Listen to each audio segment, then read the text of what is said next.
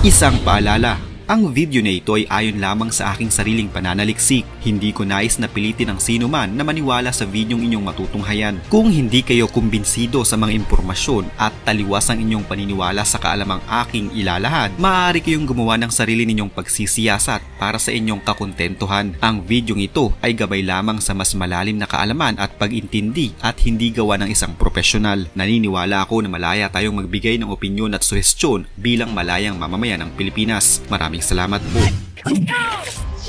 Nowadays, BMWs are really going for dirt cheap prices. Can you believe you could get a BMW X6, which used to cost over 1 million yuan, for just a little over 40,000 yuan?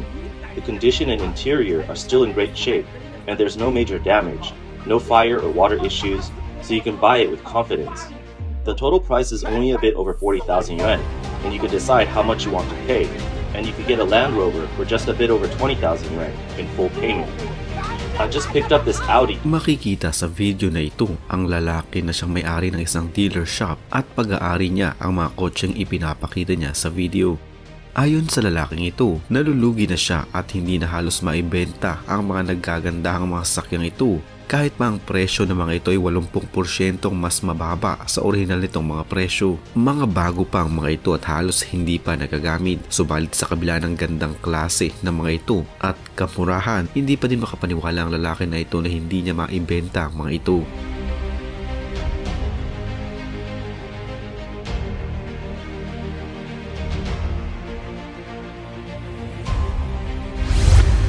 Sa panahon kasi ngayon sa China, mas patok ang mga electric car o yung mga kotse na pinapagana ng kuryente.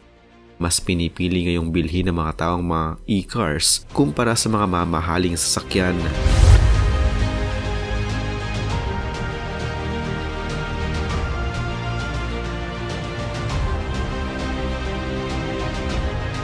Kahit pa ang mga ito ay napakamura na lamang sa mga second-hand shop.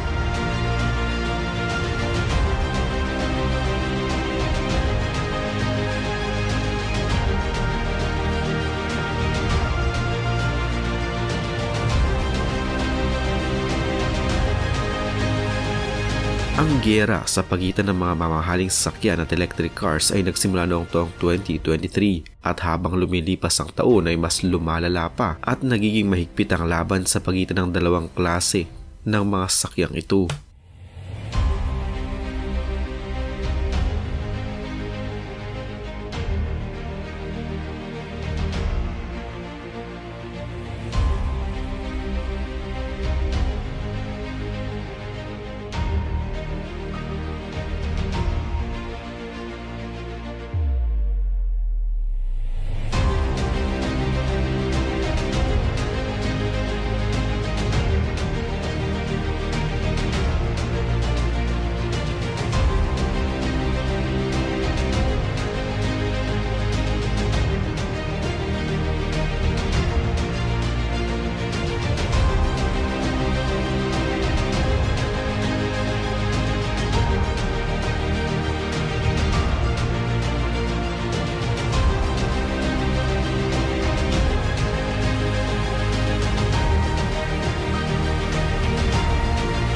Sa pagpasok ng taong 2024,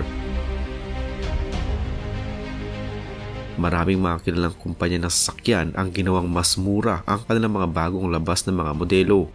Kahit pa ang mga ito ay kilalang mahal talaga ang kanilang mga sasakyan, wala din silang magawa dahil kailangan nila makipagsabayan sa mga presyo ng mga sasakyang lumalabas ngayon sa China. Kung hindi kasi nila ito gagawin, wala kahit isa sa kanilang mga bagong labas na modelo ang kanilang maibebenta.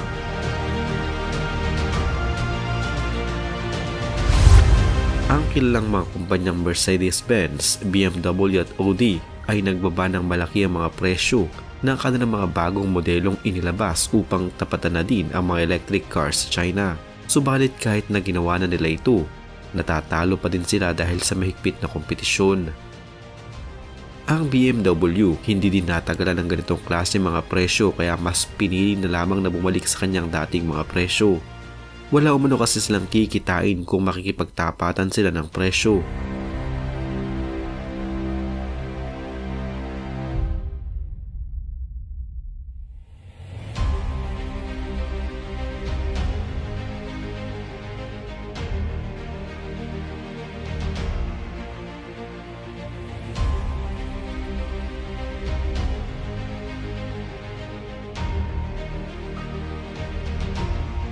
Maging ang Audi at Mercedes-Benz, hindi na din binabaan ang kanilang presyo dahil malulugi sila ng malaki kung makikipagsabayan sila sa mababang mga presyo.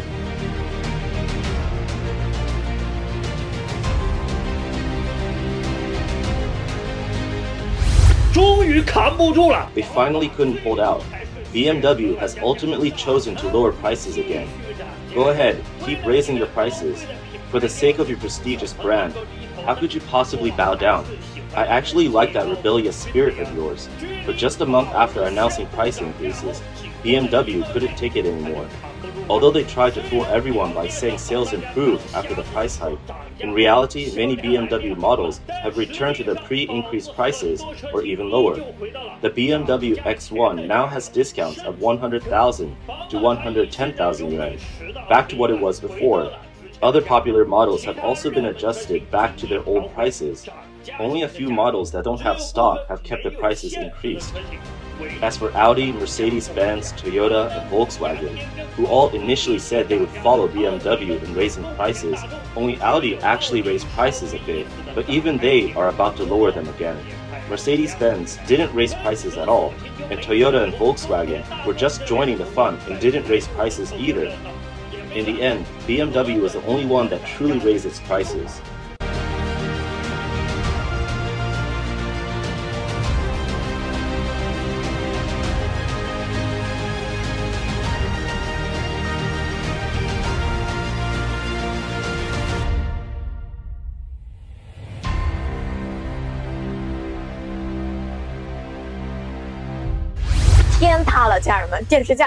The sky is falling, folks. The price of lithium carbonate has dropped again for the first time in 3 years, falling below 80,000 yuan per ton. Do you know what it was just a few years ago? 500,000 to 600,000. Do you know what that means? As an industry insider, I can tell you it means that starting next month, the top car companies are likely to start another price war. And we're not talking about a few thousand yuan here and there, we're looking at tens of thousands. It wouldn't be surprising if prices like 79,800 yuan drop to 59,800 yuan. With new cars continuing to drop, slightly used cars from within the past year are going to take a hit. As fuel-powered cars, there is no hope. They might as well completely surrender. Kung tutusin, mas mura naman talaga ang mga e-cars kumpara sa mga sports car at mga luxury cars.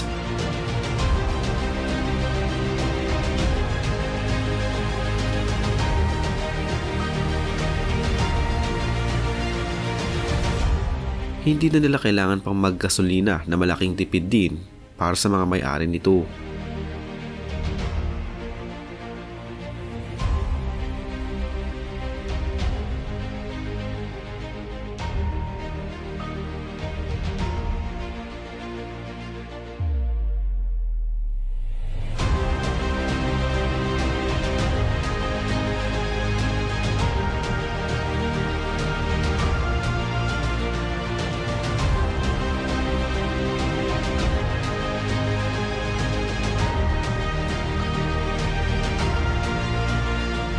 Naniniwala ang maraming mga eksperto na mas magiging marami pa ang gagamit at bibili ng mga electric cars sa mga susunod pang mga taon sa China.